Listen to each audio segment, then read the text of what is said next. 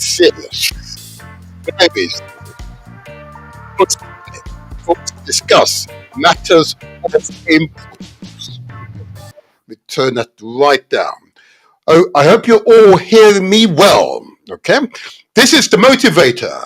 This is where we translate our words into action and where success is ours for the taking. And you have to believe it. Success is ours for the taking. Hope you're feeling good. I hope you're feeling powerful. I hope you're feeling strong. I hope you're feeling pleasant. Because why? At the end of today's podcast, at the end of today's show, you will truly feel alive and truly empowered. That's the purpose of these shows. So let's get this show on the way. Right.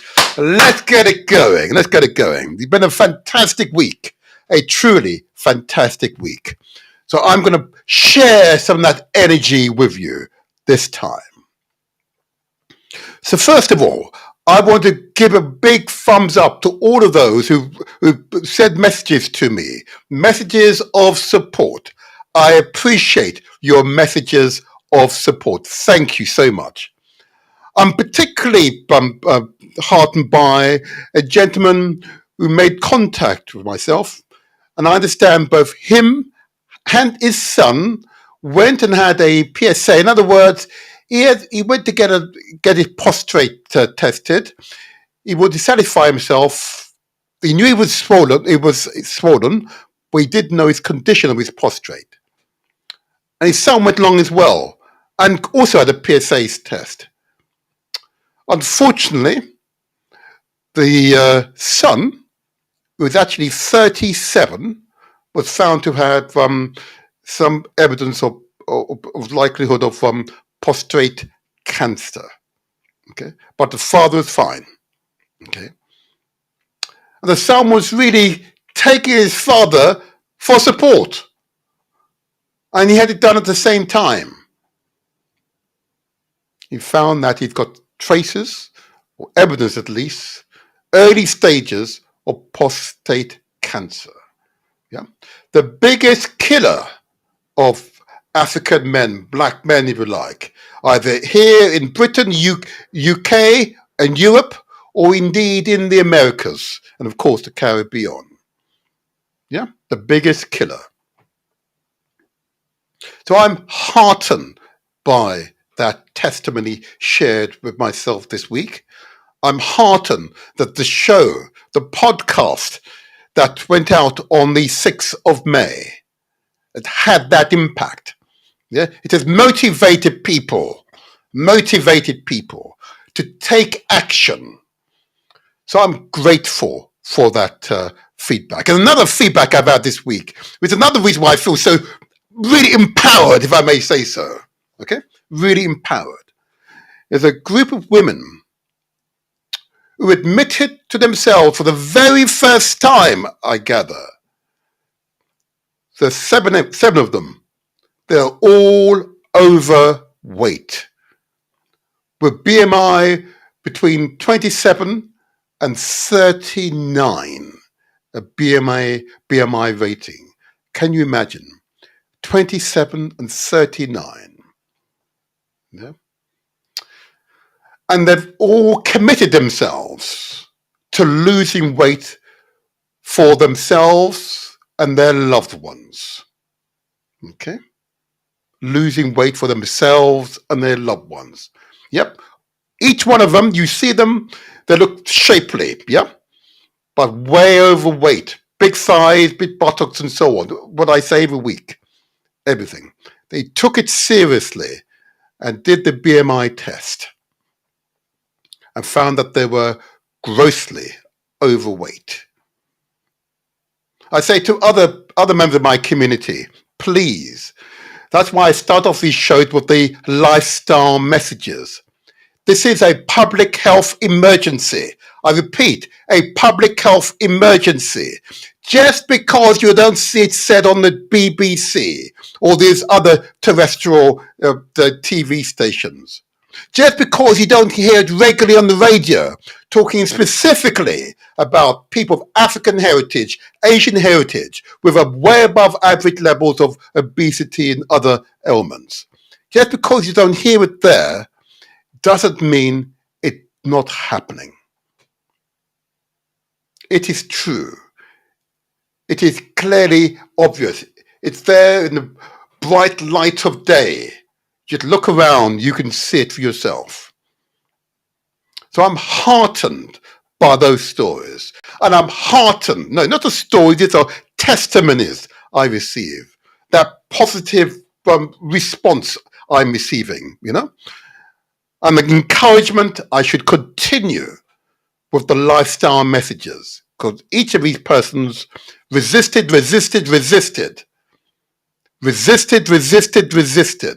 hard-headed, stubborn.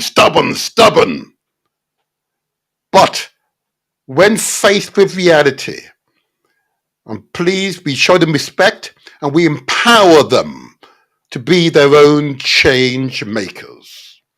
Empower them to be their own change makers.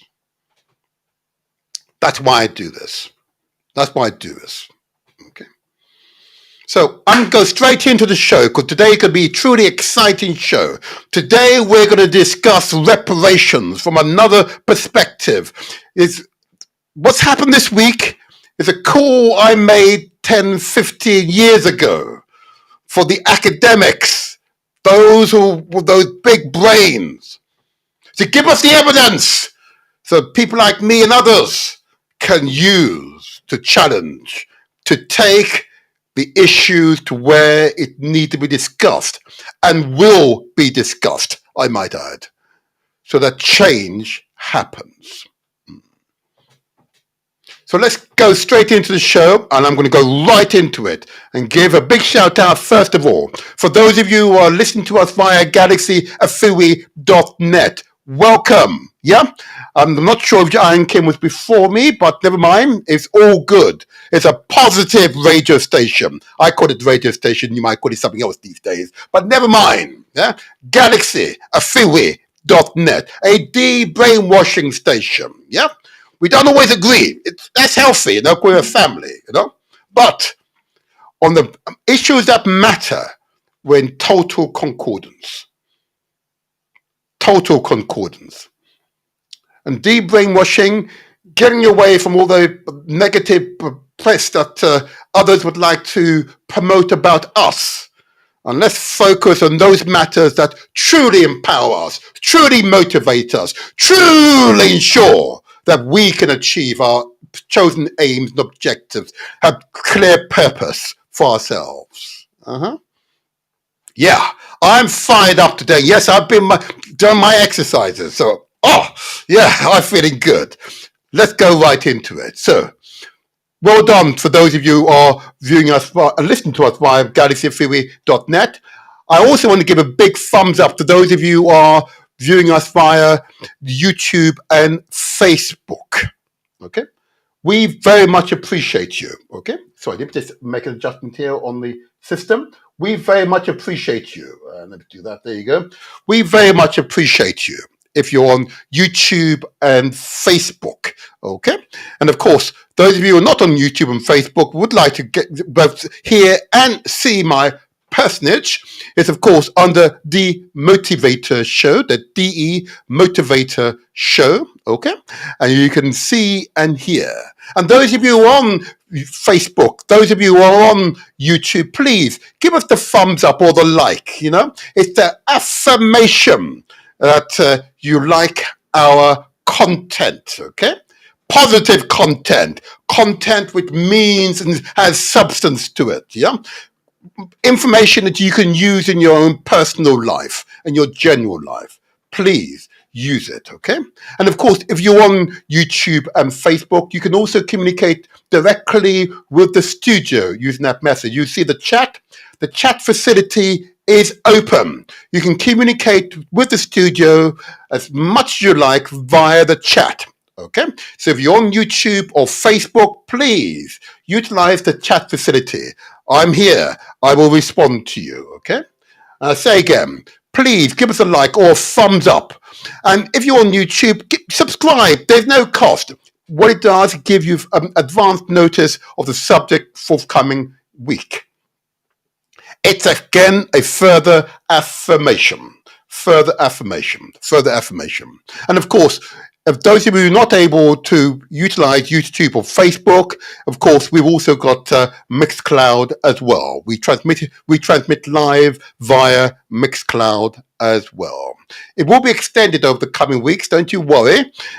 We've got a few other platforms which are preparing to take on the Motivator Show.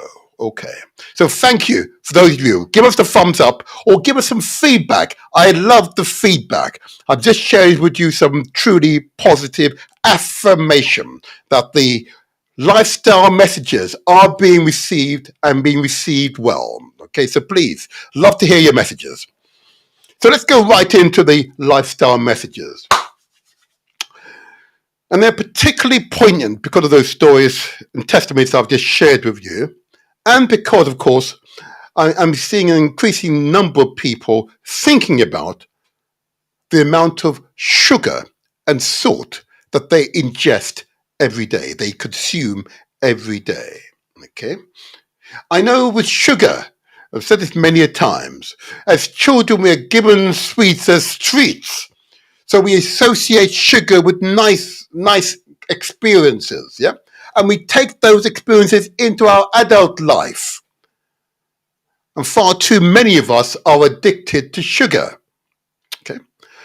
And one of the primary reasons why concerns about the amount of sugar that we consume, particularly people of African heritage or Asian heritage, is our slight vulnerability, it would appear, to diabetes. Or the technician might say, well, this is where you are become insulin numb. In other words, you no longer process insulin. The insulin is not processing the sugar. Or sucrose, it might be described on a packet. Mm-hmm. In our community, we have a way above average levels of diabetes in our communities. Way above average levels. In every one of our families or every other family, yeah, a member of the family has diabetes. In some cases, it's more than one. I've come across the maximum I've found so far is 5 out of a family of 6. And the 6th person was a youngster in primary school. Every other member of that family had diabetes. Can you imagine?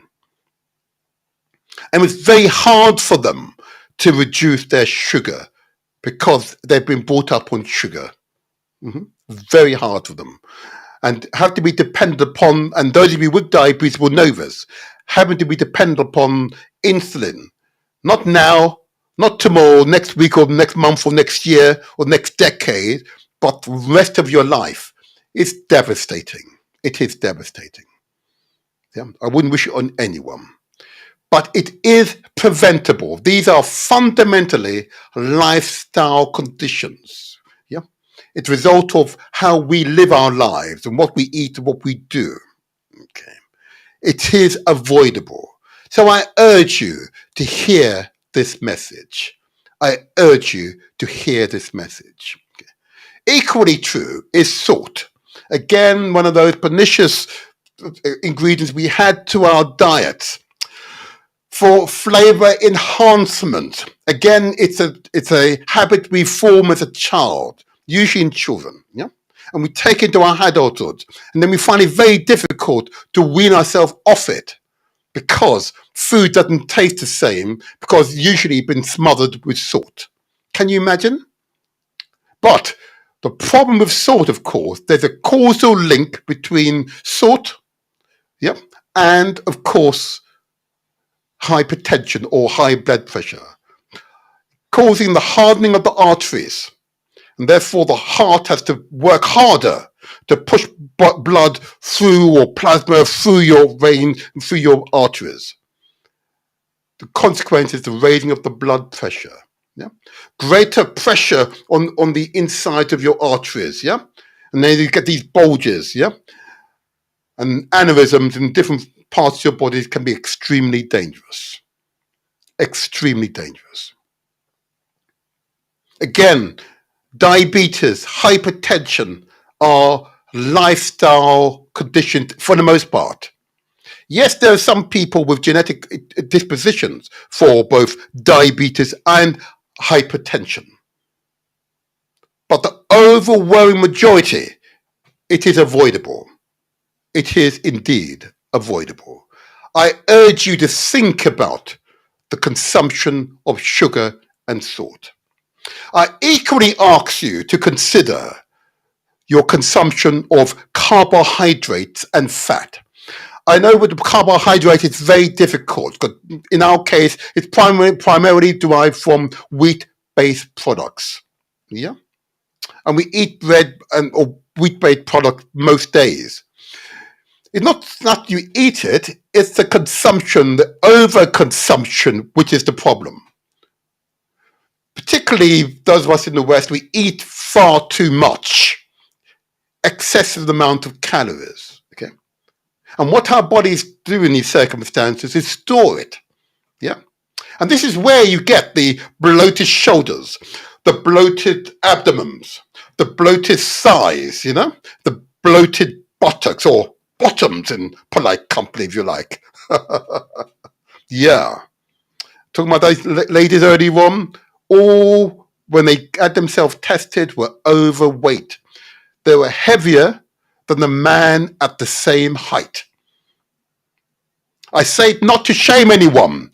I say it as an alert. I say it as an alert. Because I mentioned to you a few weeks ago with my nutritionist friend, and she noted to me, she observed that the women were eating the same quantum of food as the men. They were eating more than the men. Oh, they're the inspired diabetic just mentioned it. Yeah, thank you. Yeah, they're eating the same quantum of food as the men. Yeah, there I am 6'1", you know. I'm told I'm what 13 stone, whatever pounds that is. Yeah, a lady's what 5'4", and she went back for third and fourth round. I had my bowl of salad. Oh my gosh, habit. This is just habit. It's only habit, and it's difficult to change habit because you've got to have a reason to. I say to you, love yourself. That's got to be reason enough. If you've got a loved one, if you've got a child, if you've got a husband, you've got a wife, that's got to be reason enough. If you've got a parent who's alive and depends upon you, that's got to be reason enough, that love for your parent. If you've got a guardian who you love, that's got to be reason enough. Yeah? If you've got good friends, good associates who you love, you have close affection for, that's got to be reason enough for you to make those mental changes. But at first, it will be challenging. I can assure you, I told you this story, it took 10 years for me to stop purchasing sugar from the grocery store. Yeah? I no longer purchase sugar from the grocery store. 10 years of gradual reduction, making a definite decision myself. I will not buy it. I had to resist. Yeah, I've got a sweet tooth. Yeah, it's tough. I get it. And when you need support, speak to those you respect. Ask for their support. And if it's really bad, speak to your doctors. Yeah, he or she are best placed to give you the right support. But we've got to do it together. A family that stays together because of what we do together grows together and becomes forever strong. Yeah, that's the attitude we need to adopt.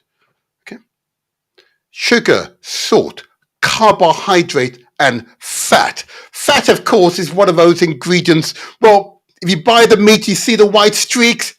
It's fat. If you eat in cheese, it's fat. If you're spreading butter on your bread, that's fat. Yeah, it's fat. It's just full of cholesterol. That's what it is.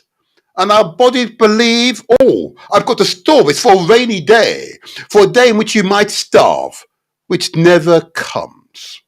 Yeah, for the most part, never comes. So you become bloated. And that is the start of the what is effectively a weight crisis in our community, particularly amongst the women, but increasingly amongst men as well. Okay, we've got to act, but we've got to support each other, hold each other. Don't shame anyone. Don't shame. We've got to help that person, show them love and affection, empathy. That's what we've got to display. Never shame, please. Never shame. And the last ingredient I want to mention to you is, of course, I want you to think about the rice. Okay, what ingredients am I going to say about the rice? Come on, I can't hear you. Oh, hold on. You can put it to me on the chat here on the YouTube and Facebook. I think I heard someone say it. I'm not going to say it yet. I'm just going to say this to you. If you're from the Caribbean, and particularly from Jamaica, I know you'll say the rice and the pea, but most certainly the rice. If you're from West Africa, and that's part of your tradition, it's a jollof rice. Yes, yes, yes, yes. It is a problem. Because we're eating far too much. You remember what the nutritionist said when he was here? We should eat no more than a fistful per setting. Do you see? My fist is slightly larger than yours, maybe. Okay, so I can have a slightly larger portion. Yeah, but it's still a fistful. It's appropriate for me, my height and my mass. Okay, so I'm going to just focus on the rice because that's what for many people in the West. It's a staple part of their diet, but actually we eat far too much of it. And occasionally, I say to you, don't eat the rice. Have a nice salad bowl. I prefer, kind of green vegetables and so on, but, each to his own.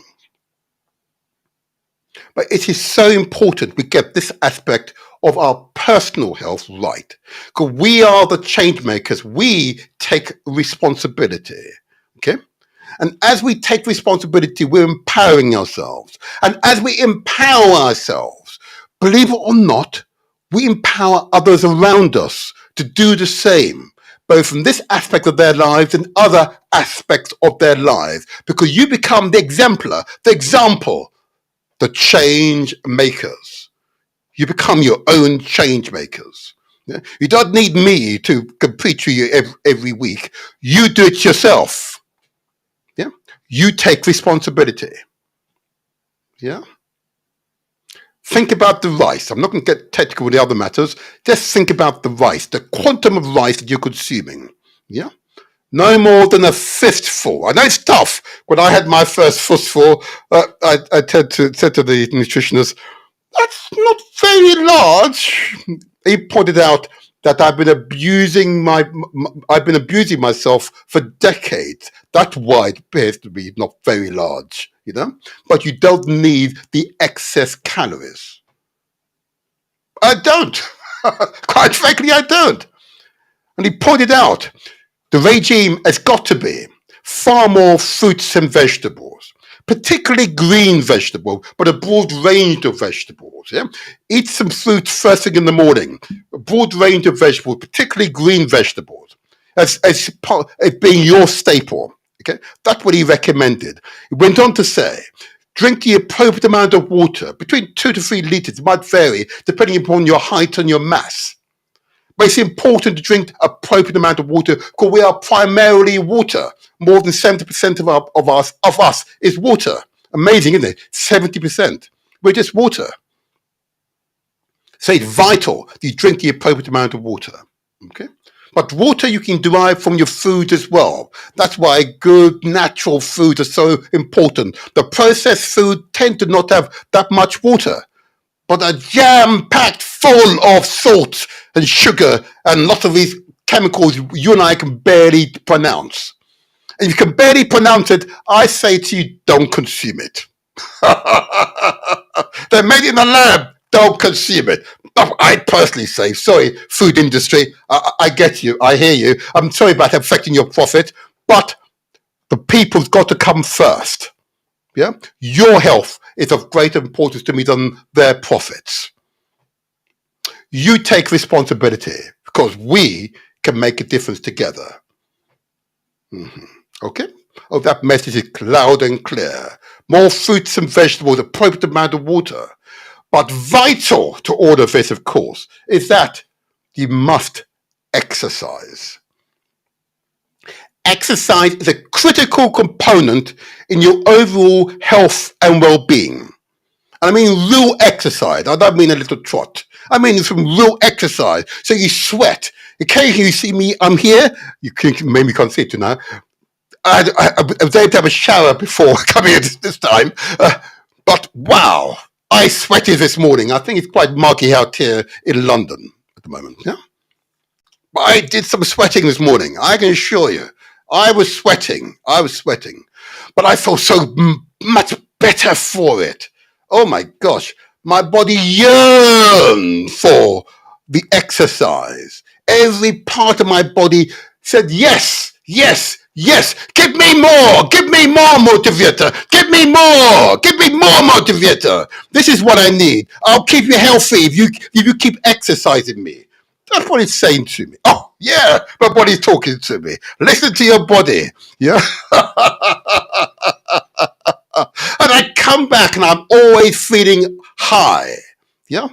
I know that my body's really been worked out and I'm feeling good. I'm feeling alive, vigorous, able to take on the challenges of the day.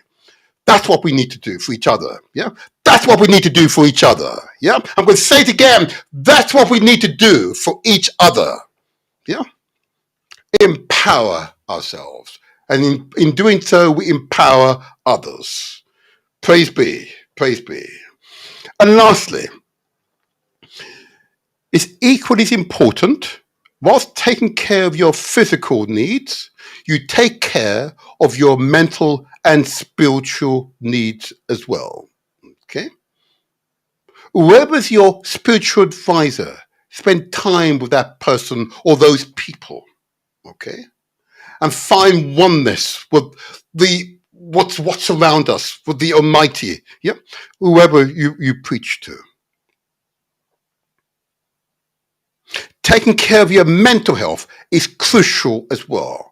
And if you have any doubt, I urge you to speak to a doctor or speak to whoever you have your greatest confidence in, so they can help you to overcome or support you through your mental health feelings. This is vital. We've got to stop being lone rangers. Far too many in the community. Far too many lone rangers. Far too many. We need to come together. Again, a family that comes together grows together. Stronger together. Yeah? Stronger together. I say with emphasis, it is fundamentally a part of who we are as human beings. Being conscious of family and the need for togetherness. Yeah? I hope you heard that one. Vital part of my messages today. Yeah? Should never be alone. And being alone, I say to you all who want to be alone, please don't do that. Don't do that. Don't do that. Find the company of others. Until you find the right group of people, but continue to find the company of others. Don't stay by yourself, please. Please. We've got far too many lone rangers. Okay? Far too many. I'm just saying, in conclusion of this part, I always recommend meditation. Okay? If you're able to meditate each day, you strengthen your ability to focus and you heighten your feelings of well-being. And you take control, therefore, of your general feelings of health and well-being by your deliberate action.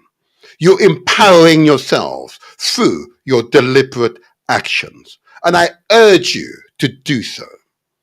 Meditation I've found to be a powerful tool in ensuring that I'm able to remain focused, not for 5 minutes or for 5 hours, but for 5 days continuously, without rest, without let up. Yeah, meditation is a powerful tool. Help to focus, help you to be determined. I commend meditation to you. All right, I'm going to pause there. Okay. I hope these messages find you well. Please, you can communicate with the studio via the chat on Facebook or YouTube. It's, of course, The Motivator Show. DE space Motivator space show. I do it deliberately because there's quite a number of others out there. But once you see The Motivator, you know you found the right one. Don't you worry, all right? But thumbs up to the Inspired Diabetic. Yes, I hope these messages was the correct one. I suppose I should get you in soon. You can continue to teach us how to live healthy, long lives. Okay, all righty. Let's go to the next phase. But before I do that, I just want to give a quick announcement. I want to give a quick thumbs up again to the National Association of Black Supplementary Schools. I'm going to put it up on the screen again. As we're still during this holiday time, I want to encourage parents and guardians of children to network with other parents and guardians of children in your locality. They typically centered around either a supplementary school, a mosque, or a church, okay? And usually they will have a youth section. I wish to encourage you to network. Never allow your child to be wandering aimlessly, either on the streets or at home. Give them a purpose, give them clear direction. And the National Association of Black Supplementary School, or NABS as Brother Near likes to describe it, is an outstanding umbrella organization. It has a register of your local Saturday schools, your local supplementary school, or schools or institutions there support our children. I don't say kids because those are goats. Our children, okay? National Association of Supplementary School, or NABS. Their website address is www.nabss.org.uk. Email, it's info@nabss.org.uk, and you can phone Brother Near, and I've checked, he's put the phone number on his website, so there you are. So the phone number is 07958 348 558. I commend the National Association of Black Supplementary School website and the work of Brother Near, and I commend all those of you who are involved in supplementary or Saturday schools or supporting our children out in the community. I commend your work. Keep up the good works, please. Keep up the good works. Okay. And I want to give a quick shout out. I believe the time is now past in regards to support for the CAS, the Camberwell After School Project. It's an outstanding organisation. It was founded more than 37 years ago as a result of the community coming together, recognising that we need to provide after-school facilities for our children and before-school facilities for our children. So we were able to secure a building, secure funding, and for the most part, it has been self-funded for all these years. They were seeking to raise some money over the holiday period, and if you've got a few pennies, why not donate to them? Their website is caspuk.org, CAS UK, or Camberwell After School Project UK. And their telephone number, and this is for Sister Carmen, it's 0207 708 2711. I repeat, 0207 708 2711. Give them some love. Give them some love. They're the product of our coming together, a family that comes together, does wonderful things together. Absolutely wonderful things together. Anything is possible, therefore, okay? Anything is possible. All righty, let me take that off the screen. Okay, now, today's show, is going to be truly inspired. Truly inspired. Why inspire you? You say to yourself. It will be inspired because a subject that's close to all of our hearts, even though many of you don't discuss it, close to all of our hearts. Because particularly if you're from the Caribbean, if you're born in Britain, or indeed the Americas, okay? Many of us have English names. My name is truly English. Irish names, yep. I know lots of people look like me with Irish names, yeah. French names, German names, Spanish names, Portuguese names, yeah. Italian names, for heaven's sake, yeah. Dutch name, Belgium names, yeah. It's a reflection of our history. And indeed, much of our behavior is a reflection of our history. Much of the behavior, the societies we live in, particularly here in the so-called West, in Britain, United States, hey, my homeland of Jamaica, yeah, in Germany, France, Holland, Belgium, Spain, Portugal, Greece, Italy, yeah. Each of those societies have had contact with our peoples, and often in a devastating way. Devastating contact with our people. Devastating contact with our people. And therefore, I'm very mindful that the subject today will be of relevance to you. It will be truly a moving experience. The issue is of reparations. I don't mean reparations in the general sense. I mean reparations to repair. I mean reparations to repair. Okay. They deliberate my words. Okay. There's a reason why we have a particular socio-economic status, either in Britain, Germany, United States, the Caribbean, and other places, because of history. And the legacy of history lives with us today. And the legacy of the enslavement of our ancestors lives with us today. I want to give a big shout out to all members of the Global African Congress and those organizations who are dedicated to the fight, to lobby for reparations, just reparations. Mm-hmm. Because the impact of that experience is being felt here in Britain. There are thousands, I repeat, thousands of buildings, big buildings, which were built on the blood of our ancestors. I pause, I want that to sink in. And those of you who are familiar with London, we see many, many big palaces and so on. Even the place where they make legislation were built with the blood of our ancestors. Their church, yeah, their central church, the church, their own church, are a group of enslavers as well. Christian church. Yeah, yeah. Enslavers. Yeah. The monarch downwards. Enslavers. I say that not to condemn them, but you know what? I can hear my ancestors speaking to me. Okay. But I point out that we need change now.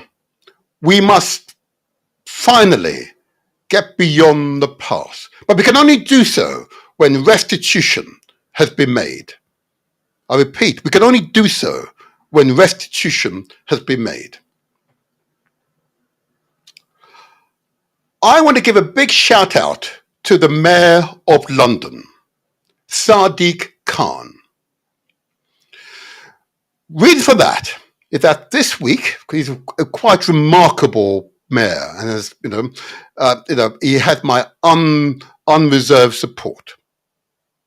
He hosted an event earlier this week, the UNESCO Day for remembering the transatlantic slave trade and its abolition. I want to give a big shout out to Sadiq Khan. Okay, to his predecessor, that disgraced former Prime Minister of Britain, would not have done this.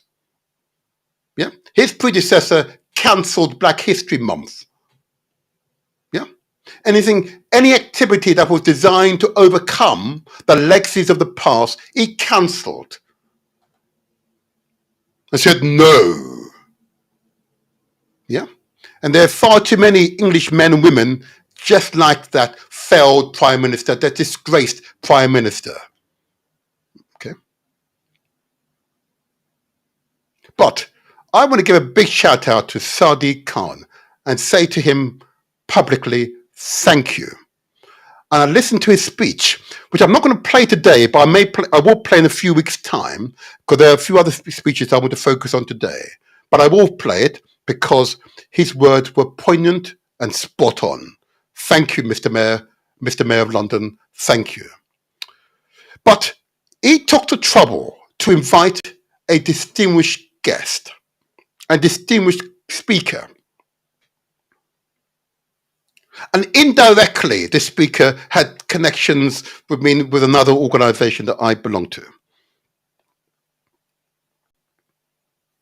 And this speaker is an example of a man who defied the odds, and became a judge, not simply a high court judge, as it were, in Jamaica. No, he became a judge in The Hague.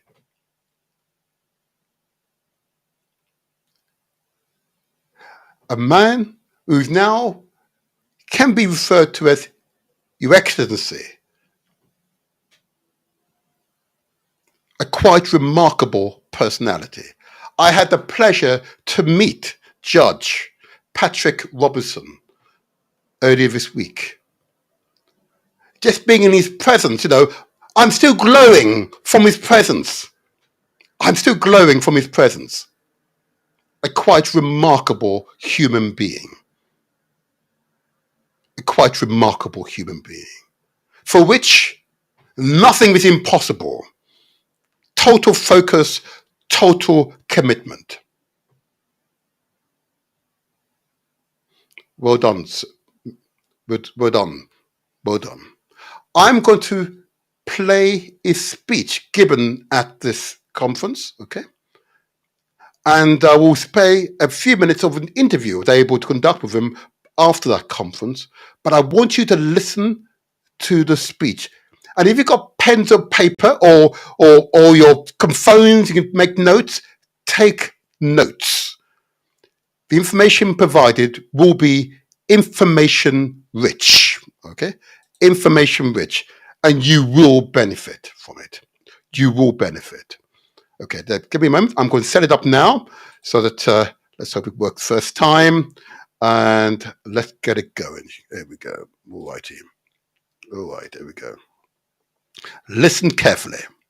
Committee of the United Nations General Assembly, a position that he held for 26 years. Since 2015, His Excellency has served as a judge for the International Court of Justice. Distinguished guests, please join me in welcoming His Excellency Judge Patrick Robertson.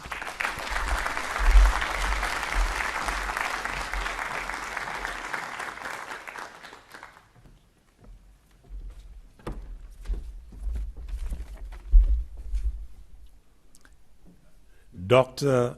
Debbie Weeks, the chairperson, Mr. Sadiq Khan, the Mayor of London, ladies and gentlemen, may I at the outset congratulate the Mayor for hosting this milestone event. I also wish to thank the Community Advisory Group for organizing the event and for inviting me. I must also commend you on the choice of the theme for this year, Fighting Slavery's Legacy of Racism Through Transformative Education, Black Resistance, Memory, Power, Restorative Justice, the Future. Ladies and gentlemen, this is a very powerful and inspiring theme, and we must ensure that it is actioned. Today we welcome and we celebrate the formal liberation of the enslaved from transatlantic chattel slavery. Notice I said transatlantic chattel slavery, not slavery, and I do that because I want to recommend that you use the term transatlantic chattel slavery rather than slavery, because transatlantic chattel slavery had peculiar characteristics that distinguished it from other forms of servile labor that many people call slavery. It is important that this distinction be recognized. Now, I describe the liberation as formal because, as we all know, the discriminatory treatment of the enslaved, which was the hallmark, the essence of their chattelization, continued after emancipation and is readily witnessed today in the treatment of many of the descendants of the enslaved. Let us pause today to remember the enslaved who fought and gave their lives for their freedom. I recall Sam Sharp, the Baptist deacon who led the Christmas War in Jamaica in 1831, a significant factor in the decision to abolish slavery in 1834. Let us also remember the descendants of the enslaved who fought to give meaning to that freedom. I recall Marcus Mosiah Garvey of Jamaica, who, in the words of Martin Luther King, instilled in black people a sense of their dignity and destiny. Let us use education to memorialize the courage and resilience that were the hallmark of the black resistance to transatlantic chattel slavery. And let us be clear about what it is that the enslaved were emancipated from. Let us be clear about the features of the grotesque wrong of transatlantic chattel slavery. The transatlantic chattel enslavement of African people, and here I fully agree with the mayor, is the starkest example of man's inhumanity to man in the entire history of humankind. It was unmatched for its duration of over 400 years, unmatched for its barbarity and dehumanizing characteristics, demonstrated in the 18th century by the Englishman Thomas Thistlewood, whose favorite punishment for an enslaved runaway from his plantation in Jamaica was to coerce one of the enslaved to defecate in the mouth of the runaway, whose mouth was then gagged for about 3 hours. It was unmatched for its sheer scale, demonstrated first by the length of the pernicious triangular crossing from Britain to Africa, then to the Caribbean, and to the Americas in the infamous Middle Passage, and back to Britain, a distance of over 12,000 miles, or 19,300 kilometers. And second, by the number of persons enslaved, well over 15 million, according to Nigerian scholar Joseph Inikori, or about 19 million, including those born into slavery, according to the recent Brattle report. And it was unmatched for its profitability, manifested in the fact that in 1774, the average white person in Jamaica was 52 times wealthier than the average white person in England and Wales. The chattelization of Africans had 7 phases. Capture and sale of Africans in Africa, the trek to the slave dungeons on the coast and ships in the harbor, internment in those dungeons and ships, the Middle Passage and the passage to Brazil, sale on the auction block in the Americas and the Caribbean, work on the plantations or elsewhere, and, of course, the concomitant trade in slaves. And I must tell you that the work on the plantations was so rigorous that the average lifespan of the African after commencement of work was between 7 and 10 years. Every phase of the chattelization of Africans was wrongful conduct under international law at that time. The European dichotomous approach, which approved of transatlantic chattel slavery in European colonies, but condemned its practice in European countries, was itself a breach of the normative general principle of humanity that called for respect of the inherent dignity and worth of every human being, whether African, European, Asian, or any other nationality, and wherever that person was. The United Kingdom and the United States of America, both slaveholding states, acknowledged as much when in 1814 they concluded the Treaty of Ghent, in which they agreed that trade in slaves was irreconcilable with the principles of humanity and justice.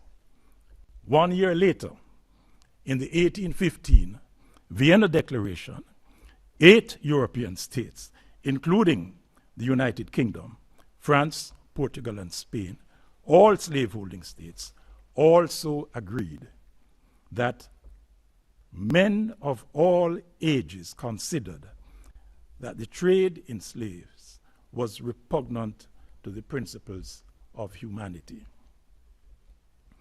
Ladies and gentlemen, having reminded you of the scale, the horrors, and the illegality of transatlantic chattel slavery, it must be clear that emancipation without reparations for the enslaved and their descendants was hollow. Reparations for the unlawful practice of transatlantic chattel slavery are required by international law and are necessary for the completion of emancipation. Mr. Mayor, ladies and gentlemen, at this point I would like to share with you a recent report that quantifies the reparations for transatlantic chattel slavery. In 2020, as honorary president of the American Society of International Law, I proposed that the Society convene an international symposium on the lawfulness of transatlantic chattel slavery. This symposium concluded that the practice of transatlantic chattel slavery was unlawful. Naturally, this conclusion led to another symposium, this time on reparations for transatlantic chattel slavery. Quantification of the reparations due was carried out by the Brattle Group of Valuators, a body of highly qualified and expert economists. Ladies and gentlemen, the Brattle Report is historic because for the first time there is available a scientific and well-argued quantification of the reparations that are due in respect of what I call the universe of transatlantic chattel slavery, that is, in all the countries in which it was carried out, in the Caribbean, Central America, South America, and North America. The report quantifies the reparations that are due in respect of over 30 states and overseas territories in which transatlantic chattel slavery was carried out. It also quantifies the reparations due in respect of the post-enslavement period. The figures are high. For example, the United Kingdom is required to pay as reparations for transatlantic chattel slavery in 14 countries the sum of 24 trillion US dollars. Of that sum, it is to pay about 9.5 trillion in respect of Jamaica. The reparation sums are high for several reasons, including the very long period of hundreds of years over which the calculations have been made at a particular rate of interest, and the fact that reparations have never been paid, which means that you start from the first day of the practice of transatlantic chattel slavery. My colleagues and I, members of an advisory committee that had been established, we spent a long time considering these sums and ultimately decided that they should not be changed. Why? Because they accurately reflect the enormity of the grotesque and unlawful practice of transatlantic chattel slavery. The high figures constitute a clear, unvarnished statement of the grossness of the practice of transatlantic chattel slavery. Nonetheless, the Brattle Quantification Report's introduction, which is necessary for interpreting and applying the report, makes clear that it remains within the sovereign will of a victim state to determine what sum, other than the compensation to which it is entitled, it will accept as reparations. This is a very consequential finding. It means that, for example, it is open to Jamaica to determine that it will accept as reparations a sum other than the compensation of $9.5 trillion set out in the report. I want to also let you know that two of my colleagues on the advisory committee are some of your very own. Professor Robert Beckford of the University of Winchester, who in 2005 produced the seminal documentary, The Empire Pays Back, on reparations owed by the United Kingdom for transatlantic chattel slavery in the Caribbean. And there is also barrister at law, Priscilla Robinson, who is here with us this evening. Mr. Mayor, ladies and gentlemen, I want to commend the report to you for its value and credibility. I remind you that the Brattle Report on quantification of reparations and its introduction follow the earlier finding that the practice of transatlantic chattel slavery was unlawful. The report may be found on websites of the University of the West Indies, Cornell University, and the American Society of International Law. The report and its introduction provide a sound basis for resolving the question of reparations for transatlantic chattel slavery by convening a meeting between former slaveholding states and the victim states of transatlantic chattel slavery. Mr. Mayor, I'd like you to note that. In light of my earlier analysis of the incidents of transatlantic chattel slavery, I certainly endorse the relationship that your theme makes between racism and slavery.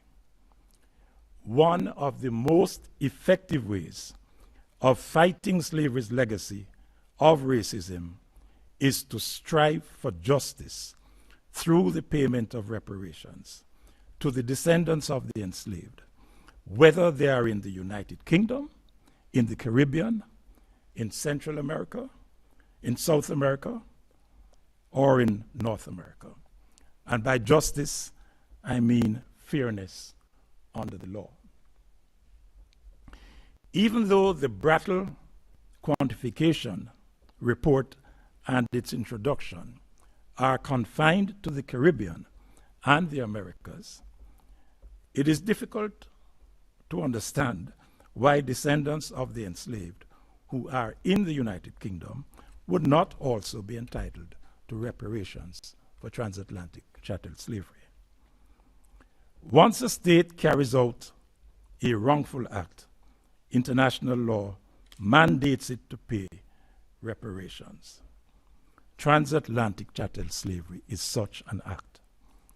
The fight for justice in response to slavery's legacy of racism therefore calls for reparations. In sum, the payment of reparations is inherent in the struggle against slavery's legacy of racism. Reparations for transatlantic chattel slavery are for the benefit of the descendants of the enslaved. Reparations should be used for developmental purposes to provide services in education, housing, health, and other areas of which the descendants have been deprived through slavery's legacy of racism. While access to services in all areas of national life is important, I fully agree with the stress placed by the theme on education. I am also attached to the reference to power in the theme. Reparation funds should be used to fight slavery's legacy of racism by educating the descendants of the enslaved and the descendants of the enslavers about the history of transatlantic chattel slavery.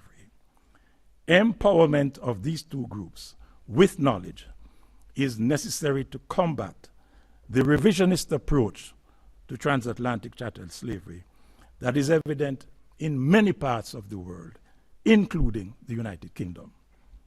Education can provide knowledge that is transformational and constitutes power in the fight against racism. And what about the future, so appropriately highlighted in your theme? Here I wish, in concluding, to draw attention to the plight of the Windrush generation, a people who in 1948 answered the United Kingdom's call for help, came to the United Kingdom from the Caribbean, and have given tremendous service to this country. Over the next 2 decades, many more came to the United Kingdom. It has been argued that they have been subjected to discriminatory treatment that reflects slavery's legacy of racism. The ill treatment of the Windrush generation would seem to bring to mind what a great English literary figure called ingratitude more strong than traitors' arms. I hope that the problems of the Windrush generation will be addressed. Mr. Mayor, ladies and gentlemen, we must not falter in the quest for reparations for transatlantic chattel slavery. For it is only when reparations have been paid that the justice called for by international law, and therefore by the international rule of law, will have been achieved. Thank you very much.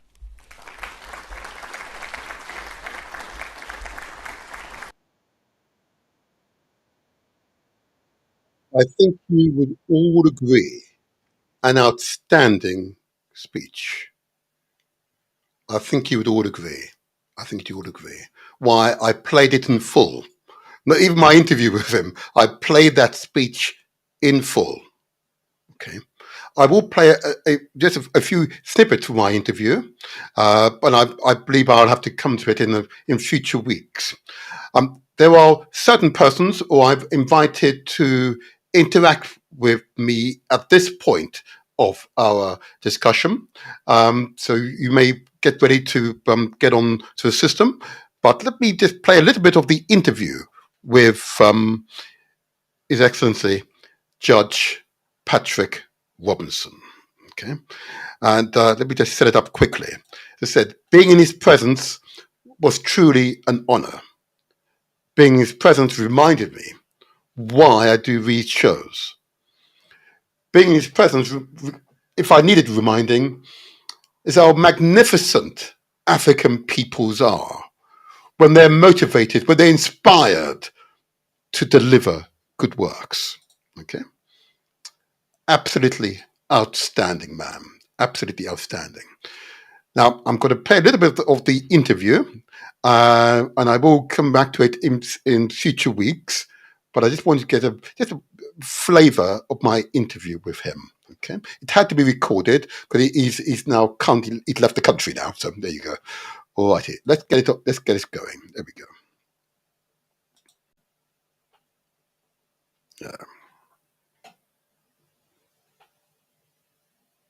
One second.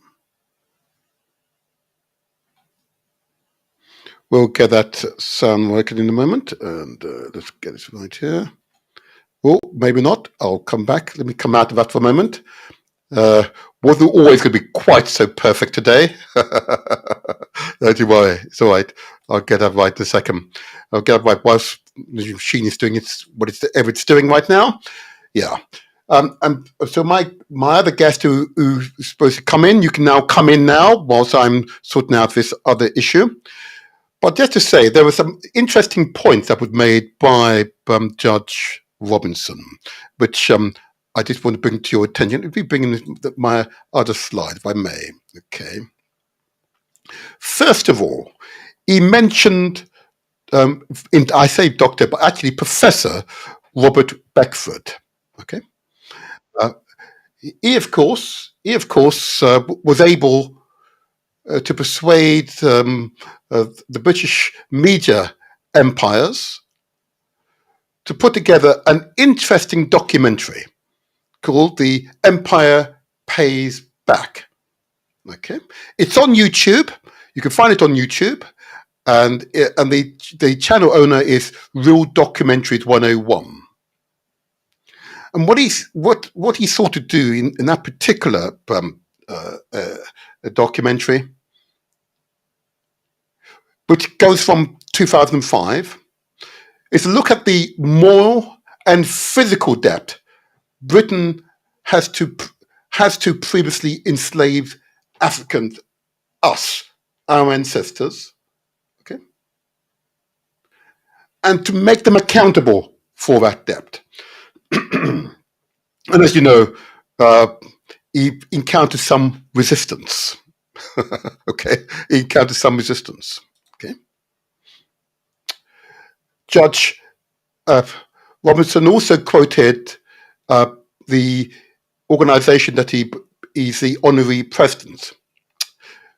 So in 2001, between May 2020 and 2021, reparations under the law for the enslavement of African persons in the Americas and the Caribbean. So that was the first symposium to which he referred to, which determined the legality, or indeed illegality, of the chattel enslavement trade, okay, of our ancestors. And this year, okay, in this year, the quantification of the value, the amounts, okay, was arrived at, okay, and that they engaged a consultant by the name of the Brattle Group to do so, okay. So what I want to do now, I'm just bringing my other guest. If my other guest is ready, okay, let's bring him in. I think I will bring him in now, and I'm going to do this right now. Here we go. And have I got on the line Glenroy Watson? Are you hearing us all fine? Yes, Mr. Motivator. Thank Thank you. you very much. Thank you. Wasn't that an inspiring speech? It certainly was, and it bring us back to things that historically we were aware of or ought to have been aware of. I enjoyed the way that it was linked to the work that was done previously by the African here in the UK, and the way it rounded up in what I prefer to call the hostile environment. Mm-hmm. But of course, it's Yes. more popularized by the term Windrush. Mm-hmm. But, you know, the figures that have been put out, whilst people might see it as alarming, even among our own people, knowing how long this process lasts, has been around for some time. Mm. As he said, he referred to Professor Beckford. the historian here who did that work. Professor Beckford. He was one of our guests at the Railway Union's very first reparation conference in 2007. Yes. And the date was important. So remember that he brought out the figures of trillions Yes. of pounds being owed in 2005. Mm-hmm. And people might forget all the hoo-ha, oh, that's a lot of money, blah, blah, blah. And it is, and it was. Yes. But our suffering has been long. Yes. And so we invited him to our conference because what was very crucial at that time was that the British government, if you remember, in 2007, was going to celebrate That's right. their role in ending enslavement in 1807. Yeah. And again, the recording brings us back in focus about it wasn't 1807. The rebellion by Sam Shah. Yes. Almost 30 years after. That's right. That's right. And why would there need to be a rebellion if 1807? So part of his theme around education as well is also very important. But I'm concerned when he says education for both sides of the community, i.e. white people and Africans. I think we also need to acknowledge the miseducation that has gone on for many, many years by the state, by the British state. Because what they were doing basically is lying to their own citizens. Yep. And lying to enslaved African or after enslavement. So that is a penalty also. That should track some penalty because it was lies. I was listening to a radio program the other day and somebody came on and said that they were taught about slavery or enslavement. But they were taught that the Americans were the one doing it and that Britain was the one trying to end it.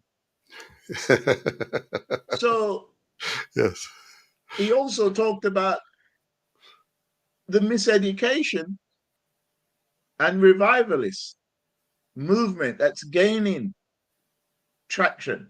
And we need to take note of that. There are people who are coming up and telling us how wonderful it was that we were removed from Africa. And when we talk about reparation as redressing the balance, redressing the wealth, they said we are more wealthy That's right. That's than right. our brothers and sisters on the continent. Yeah. Yeah. It's extraordinary. Can I have, People who have had that. if I Sorry, may? go ahead. Yeah, it's okay. If I may, whilst all your points are spot on, it was really necessary for me to have this dialogue with you because you will bring out some real talk, as the saying goes, real talk, right? So I'm going to put up on screen because I note that the report, the Brattle report to which he refers, is in the public domain, okay? And those of you who receive my email and WhatsApp messages, I will today send you a link to the Brattle report, okay? I will also send you links to the two symposiums to which Judge Robinson referred to.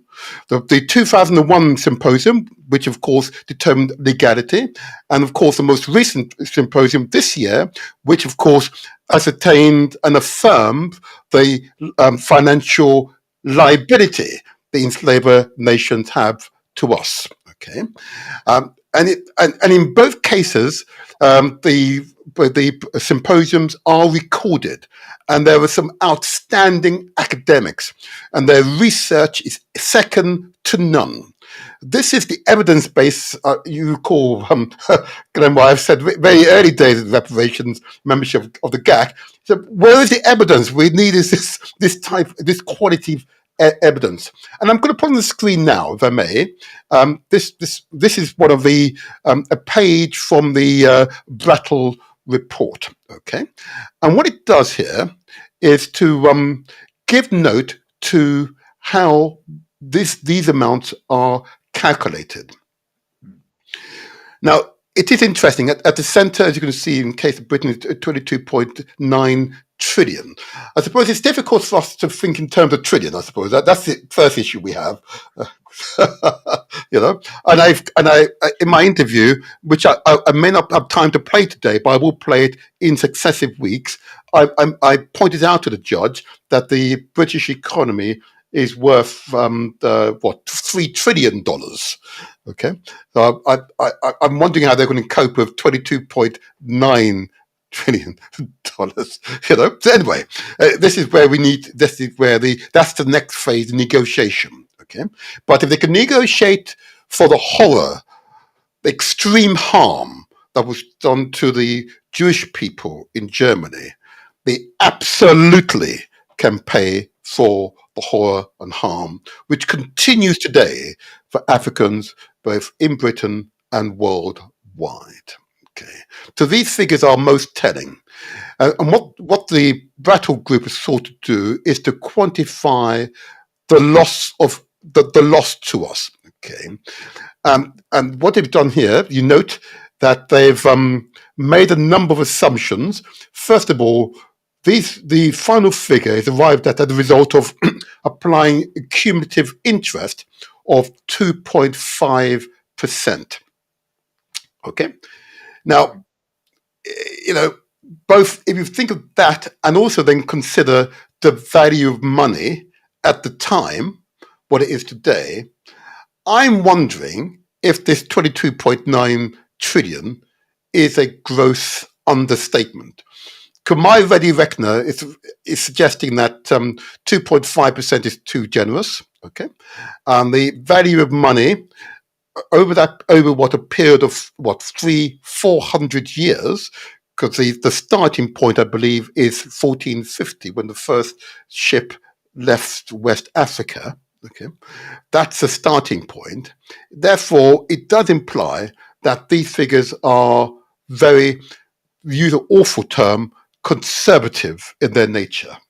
Okay, and what's your reaction when you see these figures on the screen there, Bodegenwe? I'm not an economist, as you know. However, one of the things that people have to really get their head around is that the sum is really because of the longevity of it. Yeah. And sometimes even our own people can't get their head around that.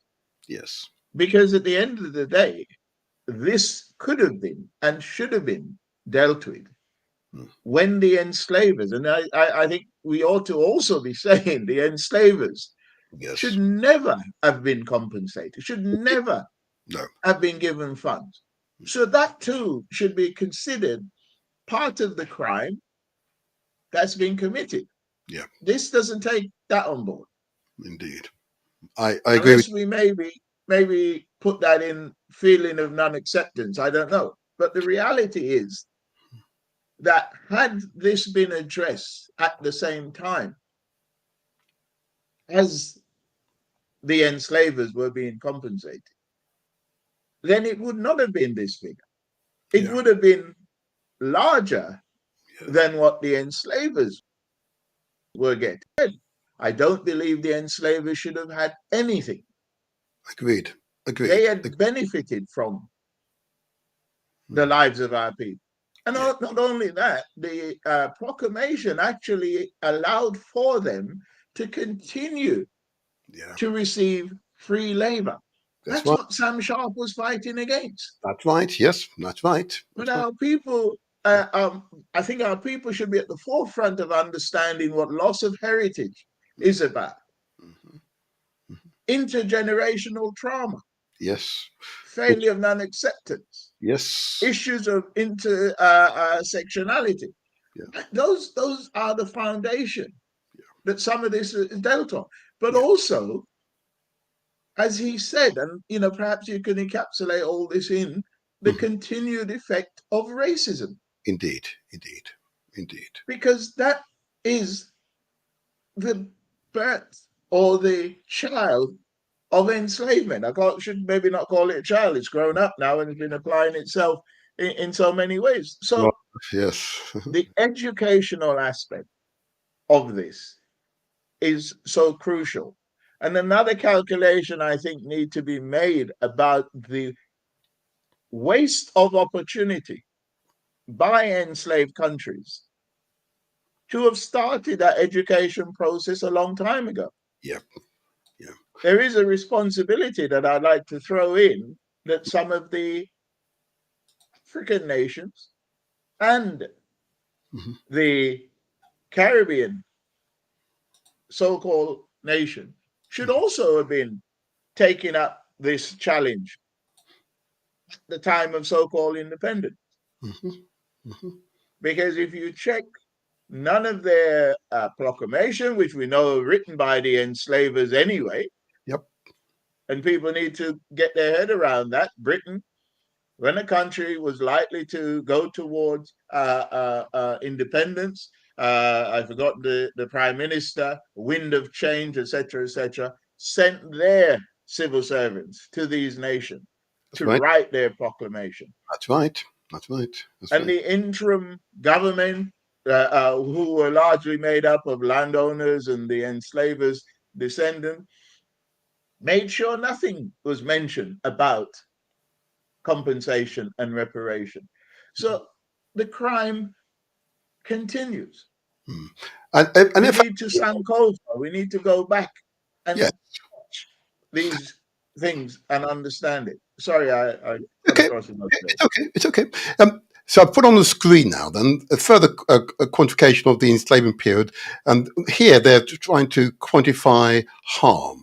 Okay, so they put in here for mental pain and anguish, $24 trillion. Gosh, and again, I suspect it's an understatement. Gender-based violence, 12 trillion. Personal injury, between 3 to 6 trillion. Loss of liberty, between 6 and 11 trillion.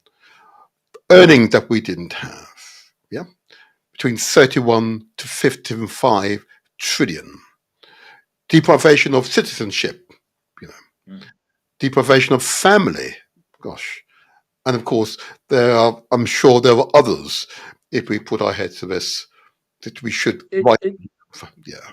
It would be interesting as a trade unionist to know how the 31 to 55 trillion Mhm. was calculated, foregone earnings. Because if you think of child exploitation, Yep. it wasn't a case that, it was when you became 18 as an enslaved African, you were applying for a job. You were being exploited from the cradle to the grave. This is true. There were no retirement benefits. No. There were no pension, even if you were lucky enough to live that long. And we know that people were exploited and died very early age. Right. Yeah.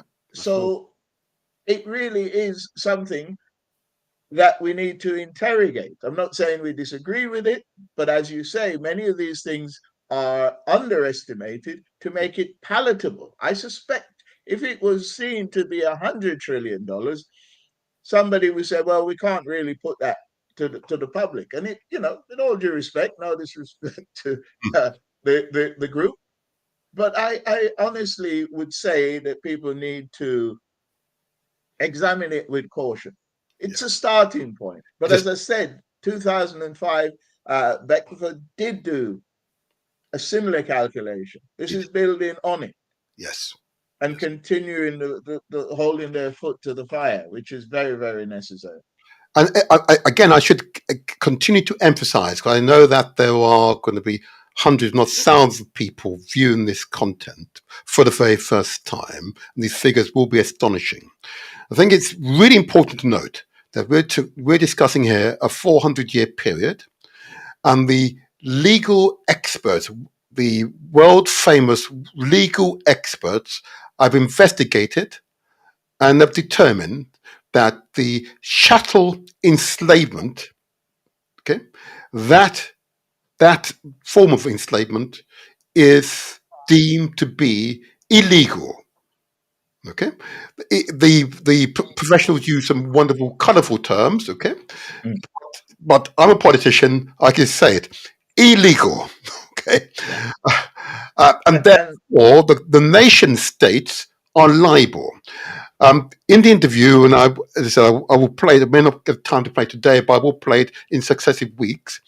I challenged Judge Robinson on the issue of why are these figures focused on the nation states and not on these large corporations that exist today, and are amongst the most wealthiest entities in the world today. Okay, and equally, why is it that the families who are living as plutocrats, many of them, okay, although up to 2015, where you and I were paying for our taxes, compensating them for for enslaving our ancestors illegally. Note, illegally. So why didn't the report address this? And the response I received, and I will play it another time, is that that's a future report. Okay, but can I just say another revisionist aspect that is taking place is where I heard someone say, oh yes, but and this was somebody who was pretending, or at least giving the impression they were on the side of the argument, of our side of the argument. Oh, right. But don't misunderstand. Don't think that the descendants of the enslaved up to 2015 was going out and cashing a check. Well, they were actually. Yeah. They weren't cashing a check from that. They were cashing a check from the benefit of that. Yes. So trying to sort of cut off that relationship. But it actually is what was happening. Mm-hmm. They had a check. They invested it in whatever they did. And they are still enjoying the benefit of it. Yeah. And as you say, are living in luxury. None of them are saying this was wrong. The inheritance of the enslaved should have gone before mine. Yes. And anything that the ancestors of the enslaved has earned does not belong to them. Indeed. And that is something that a lot of people are going to have to work very hard at getting their head around. It's been wrong for hundreds of years. That's right. And if we're going to truly address it, whether we take away their wealth, go around their house and throw them out of their mansion or not, the point is it need to be understood. Yeah. What you have It's was illegal. stolen. Yeah. I heard another caller saying that, oh, my ancestors were rich, but they had plantation on the wrong side of the American War. Ah, okay. And they lost. So they lost all their wealth. And then he goes on to say, but there's still roads in the UK that's named after my ancestors. Oh my gosh, there you go. And I bet there were properties in the UK that his ancestors bought from that proceeds.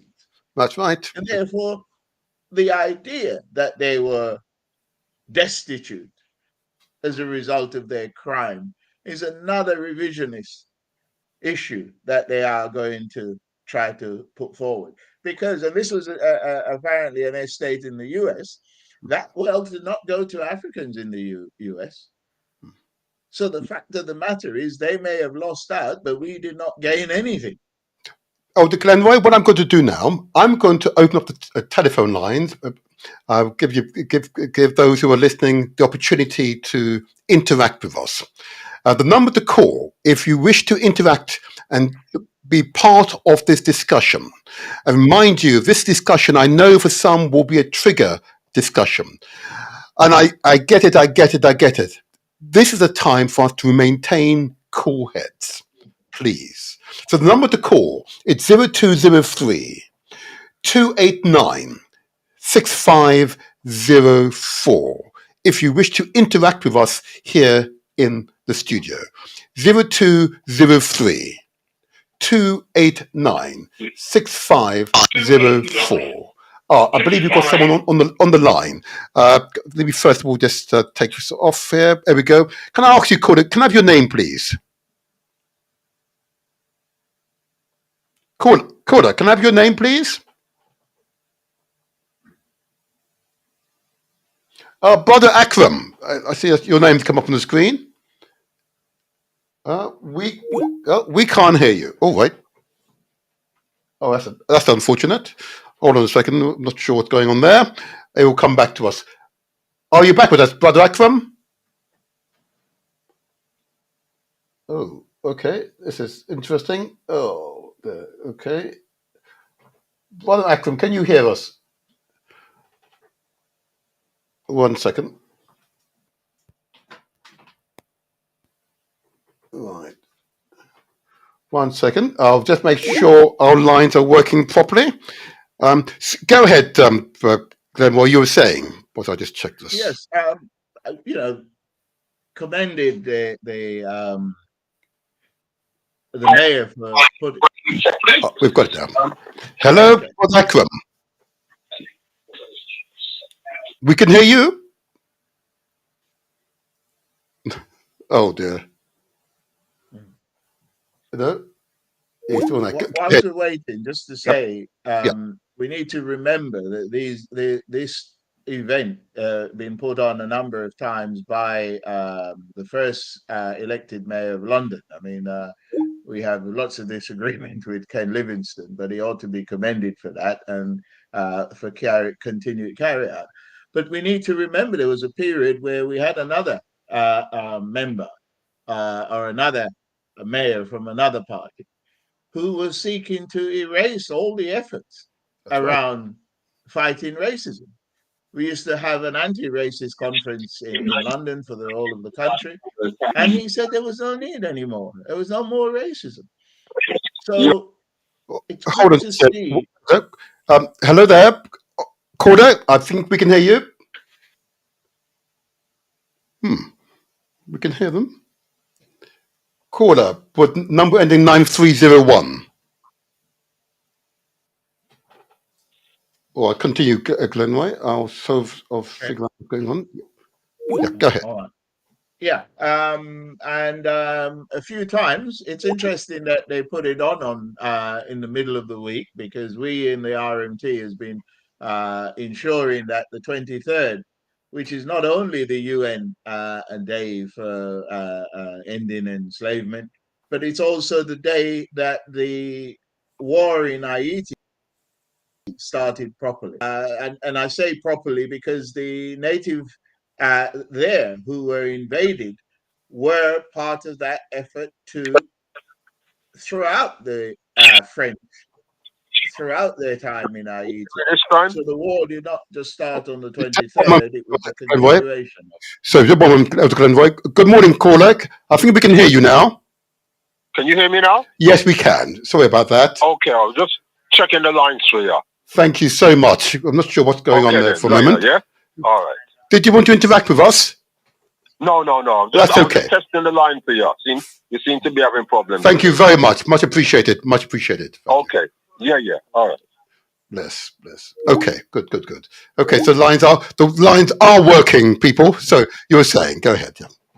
Yes, so it should not be forgotten that this was started some time ago, but the date which the UN has chosen was for just simply ending enslavement. When we say that we should acknowledge the event in Haiti because it was the first nation in the Western Hemisphere to have ended enslavement. So again, I would put this in the column of revisionists that are trying to change the narrative of events that resisted enslavement. And therefore, part of this discourse should be the misrepresentation of those people who were fighting enslavement. And again, the report mentioned or the discussion mentioned Sam Sharp, and all those other people who have been murdered because of their resistance to enslavement. So those are things that need to be corrected. That's part of the education I hope that he was talking about. I do commend the report. I do want everyone to read it, find the areas that you might disagree with it, and let's have a discussion around it. Because it could run into a situation where it becomes a legal charter rather than an activist charter. And we do need ordinary rank and file people to own this process. So, yes, thank you for the report. We'll now examine it and come back to you.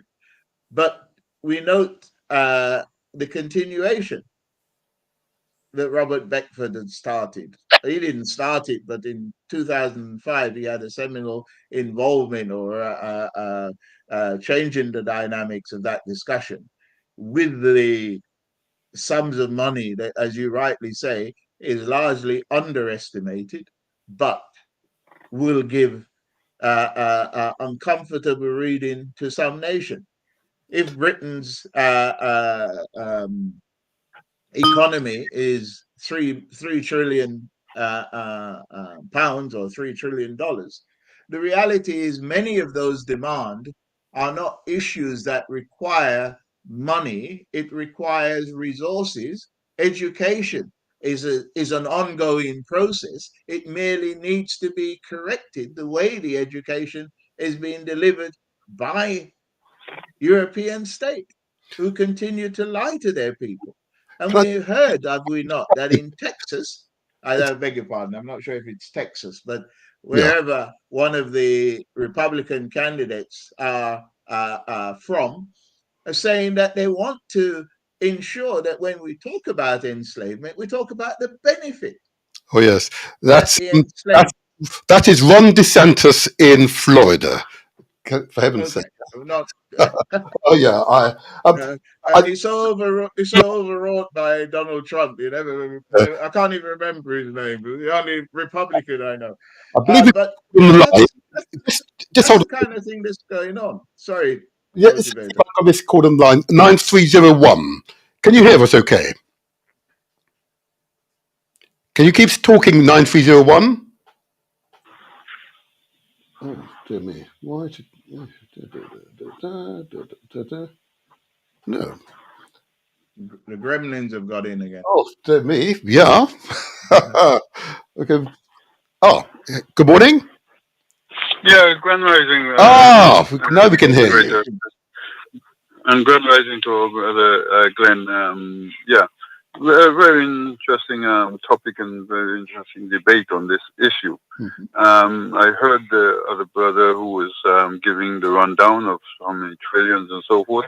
Yes. And I also like the presentation by our brother Glenn. And one of the things that also always puzzled me about this, well, I wouldn't say puzzle, but I think that needs to be brought into the equation. I very much agree with the figures of trillions. I mean, well, over 100 trillion at least for the. Oh, I think we lost him. 9301. Oh, we have lost him. Well, whilst we're waiting for him, I just want to emphasize this Of course. Yeah, go ahead. counterattack that many people might not take seriously.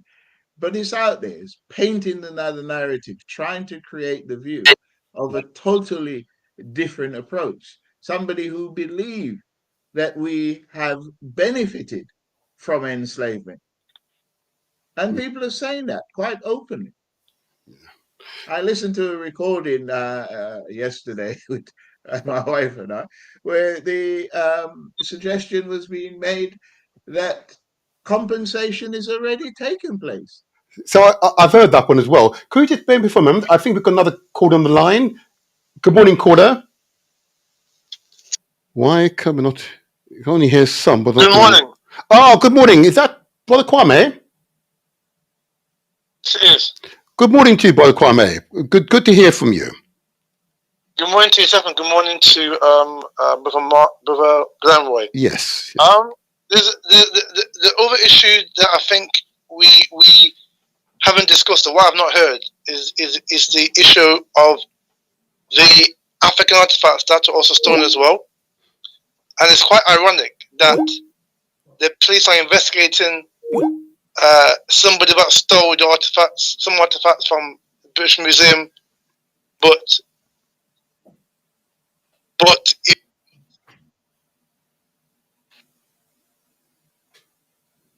I think I got what you're.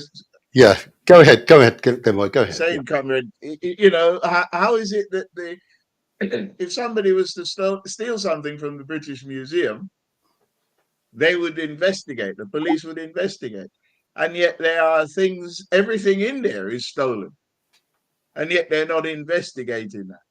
We know who the thieves are. We know where they're located. We know where they've kept their loot. It seems an easier crime than somebody going in now trying to steal artifacts from there. But there is a law, a dishonest law in British parliamentarian control, I would expect, about not returning artifacts or allowing political intervention to decide what should be returned and what should not be returned. And we know where that will lead. That has led to very much being blocked. And these are ones that are in public domain. Yeah. We need to know what's in private collection, etc., because they are also stolen. I completely agree with you, and it is a sure sign that we as a community must assert ourselves. Of course, our issue as a community, because unity is strength, we say it often, but practice it too not so often. It's the reparations organizations need to come together in unity and common purpose so that we can project our strengths. Because you and I, of course, are members of the Global African Congress. And of course, there are other reparations organizations which are not yet working as closely with us as we would ideally like if we were to achieve our common aim, our common purpose. And I think that's a really important issue for us to discuss, because what we're seeing from the other side is them taking advantage of our apparent weaknesses. Yeah, go ahead. Yeah, see us as low-hanging fruit. But I think for the purpose of the argument that the comrade was just raising, stolen heritage will fall, or artifacts will fall under that stolen heritage. stolen heritage can mean many, many things. Obviously, loss of our names, etc., etc.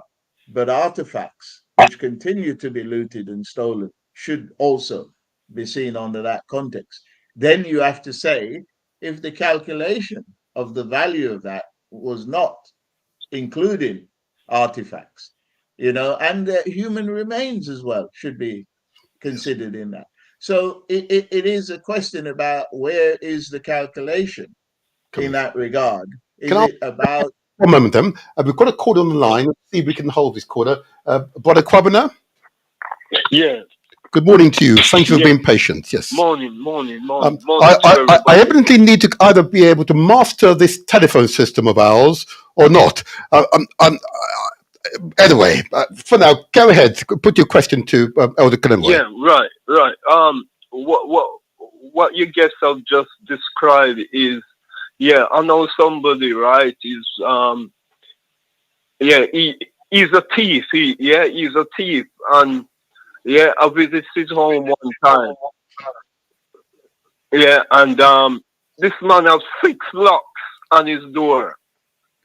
Yeah, and he's a thief. He breaking other people's yard, right?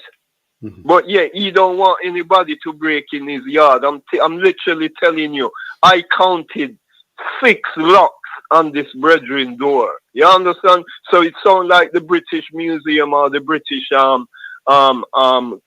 Britain, yeah, right? They steal our things, but yet they made laws, yeah, to ensure that, yeah, they keep our stolen goods. What a thing. But the thing that I really would like to say, okay, right? This reparation thing is rather confusing because I did my research, and according to the law, right, no, reparation has got to be paid to a country, yeah, not to a group of people, yeah.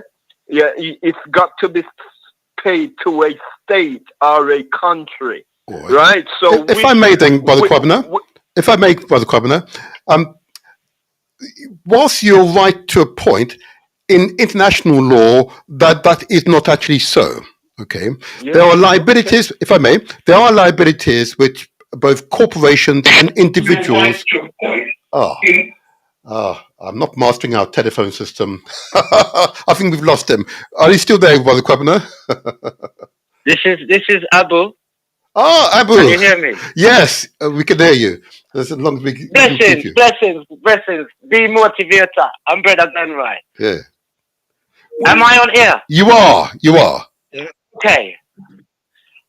For me, and I've kind of been in and out of it because I've been trying to call in, and the gremlins seem to have having a handle on the telephone lines. However, I'm through. For me, I just want to make a point that the report is a valuable report insofar as placing reparations on an agenda in a way that everyday people can see that it is significant, because that's been one of the challenges. And one of the critical things is that this whole focus on education is critical. However, education can become a mystifying issue. And I think it doesn't need to be as mystifying as it's being made because of the nature of this oppression. And one of the things it says in the report is that, and I like the focus on chattelization as a construct, because it's the chattelization process that the report points to. There's a chattelization process. Yes. And at the center of that chattelization process is this construct of race, that there are black and white people. And that black and white construct has implicated every single structure and institution in society. So we're looking at a revolutionary change in thought. And I think for me, the question I have, if it is a question, is around how to deliver the point that was made by reparations activists in 2018 at the emancipation event in Trinidad and Tobago, where CARICOM, the African Union, and Caribbean civil society, Africans from Caribbean civil society and around the world, agreed to a 12-point plan of action. And the first point in that plan of action was acquiring and nurturing in ourselves a sense of our own history. And I'll quote directly from the document for people, right? That we need to make sure that we are clear about our history. And I think acquire and nurture in ourselves, our people and our government, a deep knowledge of our history, especially making African and Caribbean history compulsory in our schools and educational institutions, which hasn't happened. Yeah. And the second point around engaging in self-repair as African men, women, children, and I want to quote exactly what it says because I don't want to lead people astray, by summoning up the courage and self-respect to critically examine ourselves with a view to identifying any vestiges within us of false notions of white superiority, black inferiority, and ridding ourselves of them.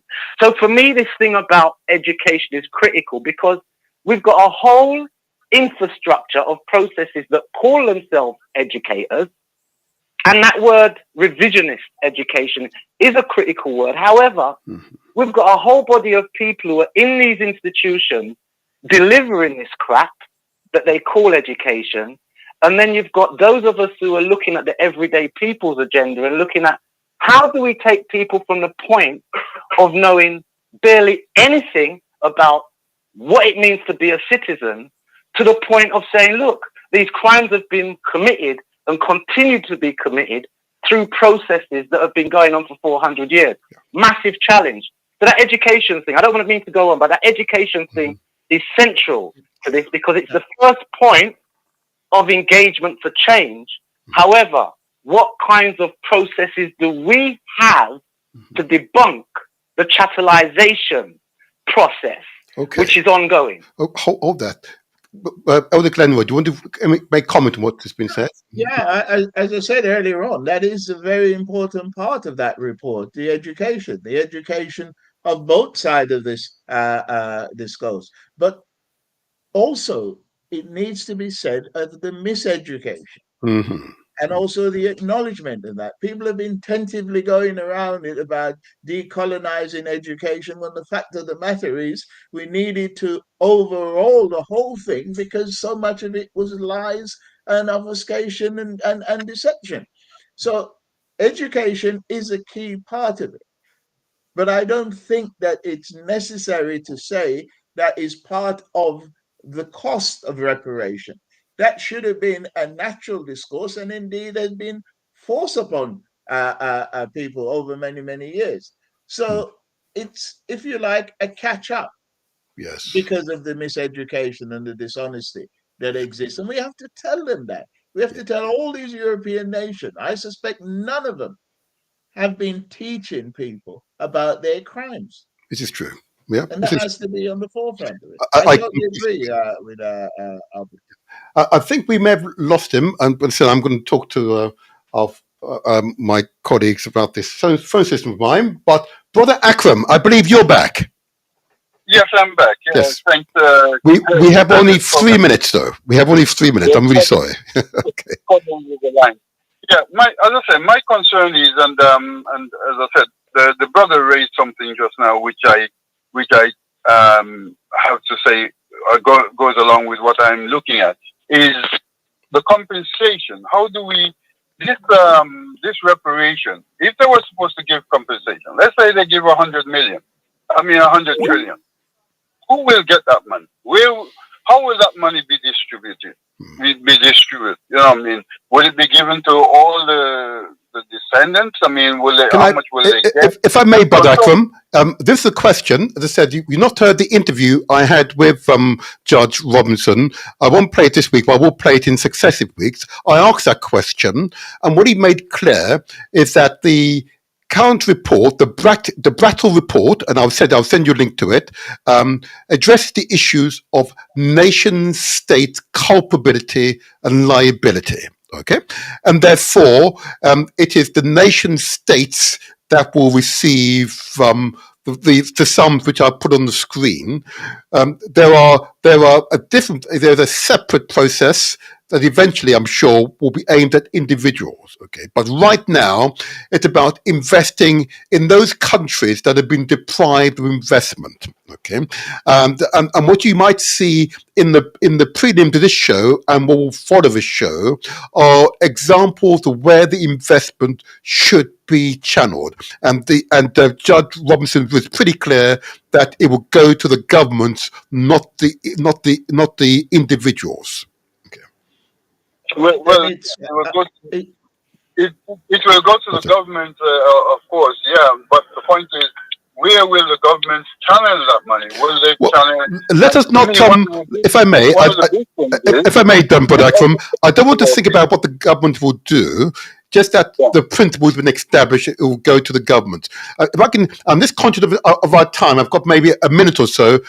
So I'm going to ask you, I'm going to say to you, thank you for calling. Okay, but I've got to close the show. I'm going to give Elder Glenroy the last word. Elder Glenroy. Well, I'll be very quick. The reality is that governments will always have a role. What the people have to do is control those governments, to hold them to the demands of the people. If we don't recognize that, then we allow them to just continue to do, and we have a responsibility here. That's right. As citizens or as people living in this country, to make sure this country does the right thing. It's not a case of it being handed over. It's a case of it being managed by states, and we are the state. If people forget that for one moment, then the politicians and so on will be running away with the matter, and we will be left out. So it's very crucial that we recognize our role within this. Comrade said earlier on, why should it be paid to state? It will be paid to state because it will be state who will manage these resources. But it's about fixing our infrastructure. Right. We really need to get hold of that. It's about repair. That's right. Reparation is repair. Absolutely.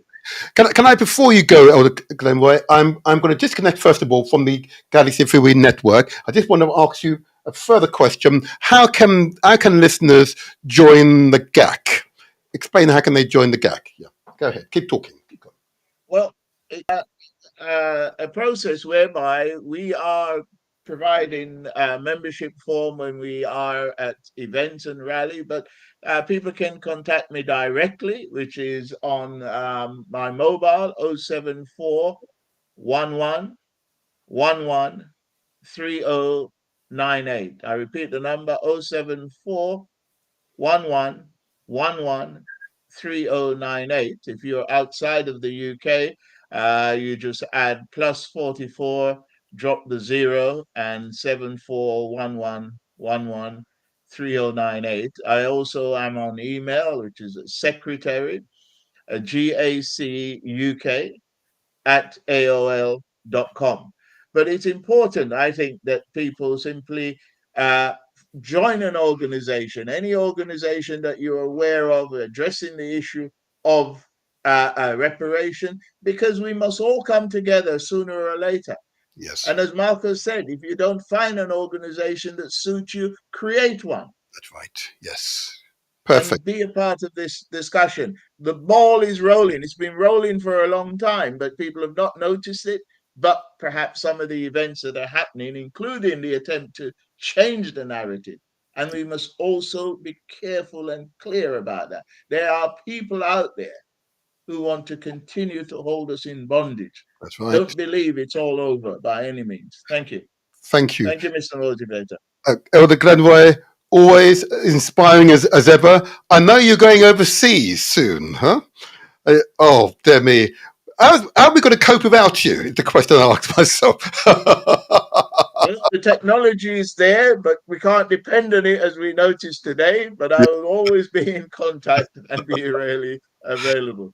Anyway, thank you so much for your insight and your inspiration. And long may you continue your good works. Thank you so much. Thank you. Blessings to you. There you are. That's Elder Glenroy, always inspiring as ever. So this is the first installment of a series of installments which will focus on reparations. The crucial interview with Judge Patrick Robinson, I will play in successive weeks bits of the interview because there was a really inspired observation made by the judge. Okay, and bearing in mind that this is just the beginning of a process. It is but a beginning of the process.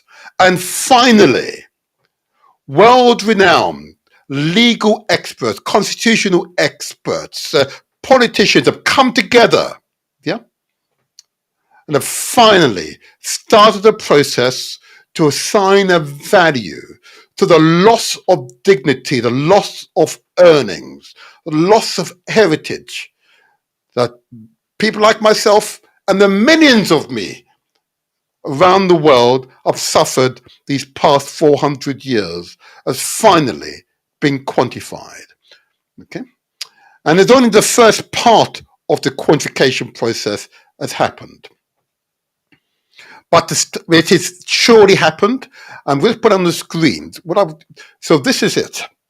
So Judge Patrick Robinson, that eloquent speaker, said, I'm not always overwhelmed by human beings, but I was most certainly honored to have been in his presence. Okay? It was a guest of the Mayor of London. Again, a big shout out to the Mayor of London, Sadiq Khan, for his inspired leadership here in London. So Judge Patrick Robinson was the keynote speaker.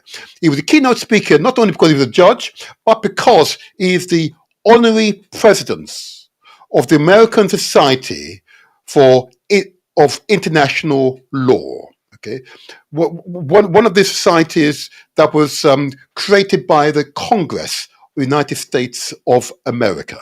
Okay, so he's an honorary president of that society. Okay, and then lastly, that if you want to access the report to which he referred to, on the screen you can see the American Society of International Law's website and the exact page which refers to the reparations report. That's https://www. That's 3 W's in other words, asil.org/events with an S at the end /reparations. Okay, that's where you can access the report. If you are in my network and you are currently receiving emails or WhatsApp messages from myself, I would include in the next 24 hours both symposia reports, both the symposia that assessed legality in 2001 to 2021, and secondly, the report that refers to the symposium this year that determined cost, liability, the culpability. Okay, both reports I have, and I'll also send you a copy of the interview, which I'll be airing in the coming weeks, and also a link to the speech that Judge Robinson gave at the Mayor's event, the UNESCO event. Okay, together we can make the changes. We've got to be bold. This is a time for change. Working together. You don't necessarily have to be of African heritage. If you're a person, a human being of conscience, yeah, a human being with a heart, empathy, yeah, and recognize that we are but one species, please join the campaign for just reparations, so that those countries which have been deprived of investment can now finally receive the investment. The country that I was born, but I was taken away as a baby a long time ago. Okay, Jamaica. Okay, what is marked about that country at the point of so-called independence? The British Crown emptied the exchequer.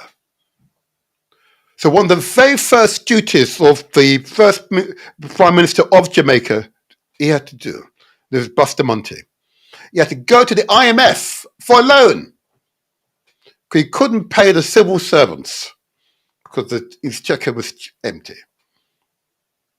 Let's give you some idea of the cynicism, he says, that sometimes is exhibited by those who are in high position here in Britain. And the impact of those actions, it's taken a long time for the country to recover.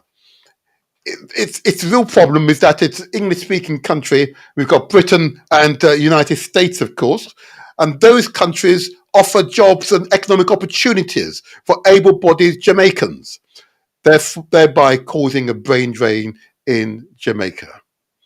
It's a big problem, but it's a wonderful place, absolutely wonderful place.